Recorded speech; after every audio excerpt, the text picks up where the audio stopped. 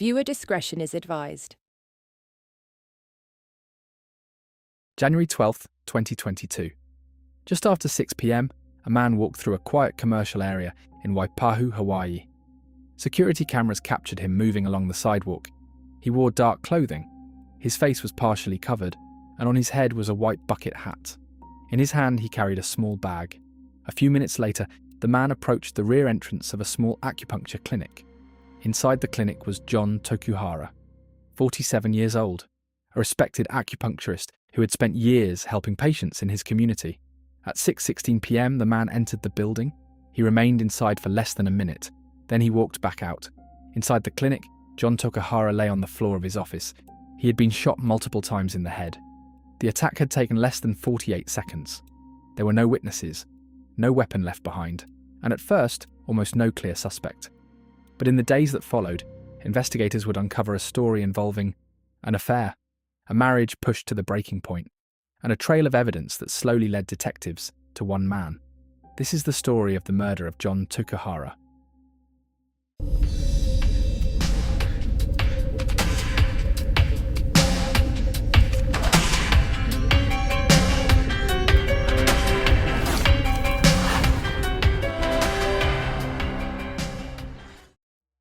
Before detectives could understand why someone would want Jon Tokuhara dead, they first needed to understand who he was. Tokuhara lived and worked on the island of Oahu. He operated an acupuncture clinic in Waipahu, where he treated patients for a variety of health concerns. Acupuncture is a practice rooted in traditional medicine, involving the placement of thin needles at specific points on the body. Many patients sought treatment for chronic pain. Others came for stress relief. Some visited the clinic for fertility support, hoping acupuncture treatments might improve their chances of starting a family. Those who knew Tokuhara described him as quiet and professional. He kept a relatively low profile. His life centered around his work and his patients. There was nothing about his lifestyle that suggested he would become the victim of a violent crime. But as investigators began reviewing his personal life, they discovered something that complicated the picture. Months earlier, Tokuhara had been involved in a relationship that had started quietly, but would eventually become a central part of the investigation. The relationship involved one of Tokuhara's patients, a woman named Joyce Thompson. Joyce had originally visited the clinic seeking acupuncture treatments related to fertility. Over time, the relationship between patient and practitioner became personal. According to information later presented in court, the two began an affair, but the relationship did not remain secret forever. Eventually, Joyce's husband discovered it. His name was Eric Thompson. The discovery created serious tension within the marriage. Despite the betrayal, Joyce and Eric attempted to repair their relationship. The affair ended. Life appeared to move forward. But months later, Jon Tokuhara would be found dead inside his clinic. And investigators would begin examining everyone connected to that past relationship. On the evening of January 12th, Tokuhara remained at his clinic after normal hours. At 6:12 p.m, he sent a text message to his mother. They were discussing dinner plans. Nothing about the message suggested anything was wrong. Just minutes later, the man wearing the white bucket hat appeared on surveillance cameras. He walked past the building before turning toward the rear parking lot. The front entrance to the clinic had been secured with a bicycle lock and was rarely used. Instead, the man approached the back door. At 6:16 p.m, he entered the clinic. Inside, the encounter unfolded quickly. 3 shots were fired. At 6:16 p.m, the man exited the building. Less than a minute had passed. He walked away from the clinic and disappeared from the camera's view. The following day, concern began to grow when Tokuhara stopped answering calls. Eventually, his mother went to the clinic to check on him. When she entered the office, she discovered her son lying on the floor. He had been shot. Police were called immediately. Detectives secured the scene and began documenting evidence. Investigators recovered 3 spent shell casings from the office floor. Forensic analysis later determined the casings were .22 caliber ammunition. The weapon used in the shooting was not found at the scene, but detectives soon discovered another piece of evidence nearby, a white bucket hat lying in the street. Surveillance footage revealed what had happened. After leaving the clinic, the suspect crossed the street. During that moment, the white bucket hat fell into the roadway. The hat remained in the street for several minutes. Vehicles drove over it. Eventually, another man approached and picked it up. Detectives later located the man, who was homeless and living nearby. When officers spoke with him, He confirmed that he had picked up the hat from the street. Police recovered it and submitted it for DNA testing. The analysis produced a partial profile. However, the sample contained DNA from multiple contributors. The results were considered inconclusive. Meanwhile, detectives reviewing surveillance footage noticed another important detail: a white Chevrolet Silverado pickup truck. The vehicle appeared on several cameras in the area around the time of the shooting. Investigators obtained a partial view of the front license plate. The plate was not fully readable, but analysts determined it appeared to begin with numbers and end with letters. Using that information, investigators began searching vehicle registration records across Oahu. One vehicle quickly caught their attention. The truck belonged to Eric Thompson, the same man who had once discovered his wife's affair with Jon Tokuhara. Investigators now turned their attention to the owner of the white pickup truck. Eric Thompson was a contractor living on the island of Oahu. He had been married to Joyce Thompson for several years. Like many couples, they had been trying to start a family together. It was during that process that Joyce had begun visiting Jon Tokuhara's clinic for acupuncture treatments. That was how the affair had started. According to information later presented in court, Eric eventually discovered the relationship between his wife and Tokuhara. The discovery led to a confrontation at home. Joyce admitted the affair. Despite the betrayal, the couple decided to remain together and try to repair their marriage. The relationship between Joyce and Tokuhara ended, but months later, Tokuhara would be shot inside his clinic. Now investigators had a new question: where had Eric Thompson been on the evening of January 12th? Detectives began reconstructing Thompson's movements on the night of the murder. Surveillance cameras showed his white Chevrolet Silverado leaving his neighborhood earlier that evening.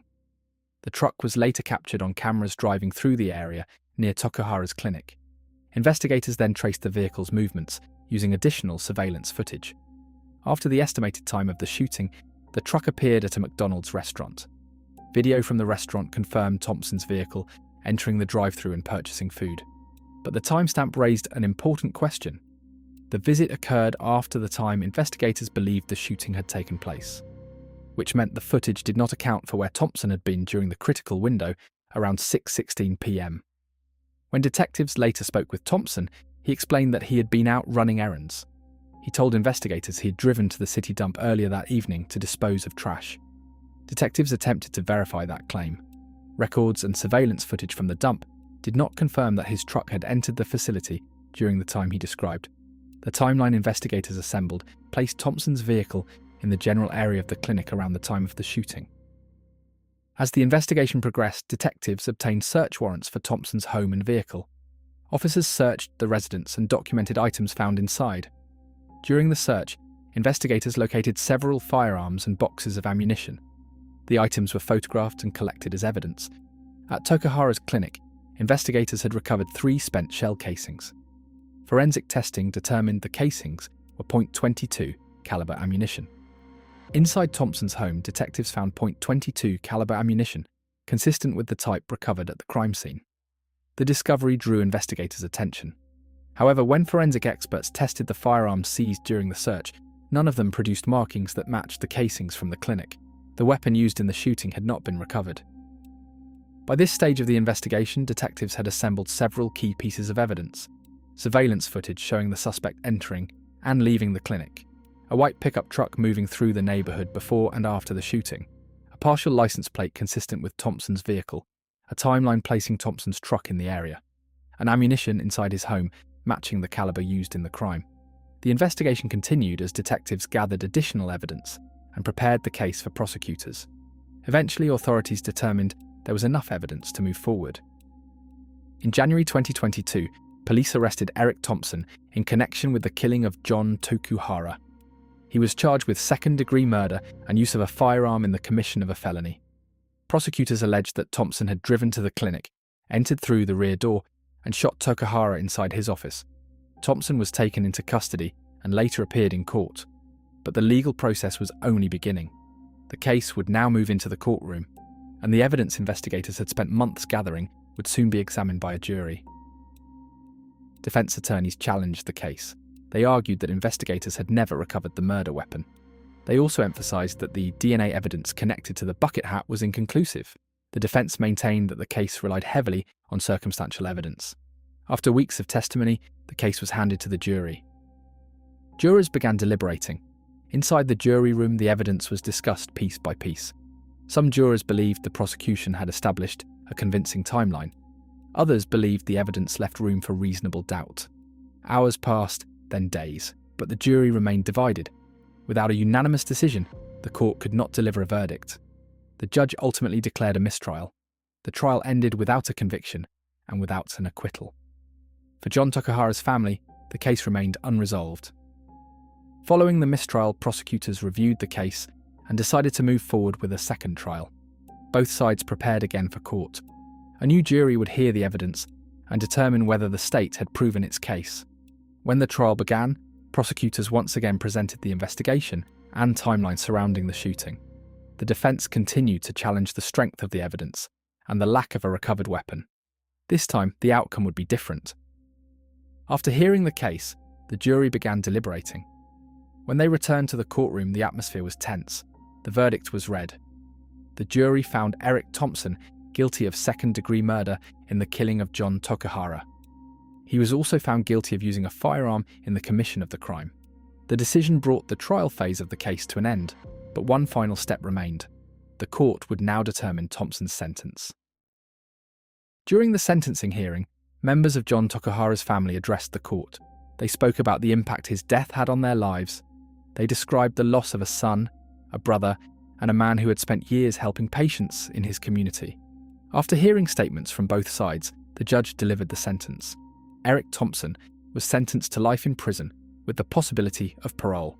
More than 3 years had passed since the evening Jon Tokuhara was killed inside his clinic. The investigation, the trials, and the legal process had finally reached their conclusion. For Jon Tokuhara's family, the verdict brought accountability, but it could not replace the man they had lost. Tokuhara had built his life around helping others through his acupuncture practice. Friends and patients remembered him as someone dedicated to his work and his community.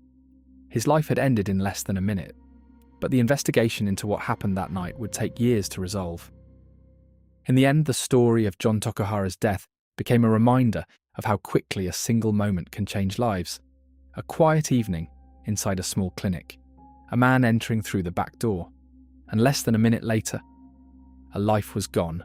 Justice would eventually be decided in a courtroom, but for those who knew Jon Tokuhara, the loss left behind would never truly fade. Thanks for watching, and I'll see you on the next one. Don't forget to like and subscribe.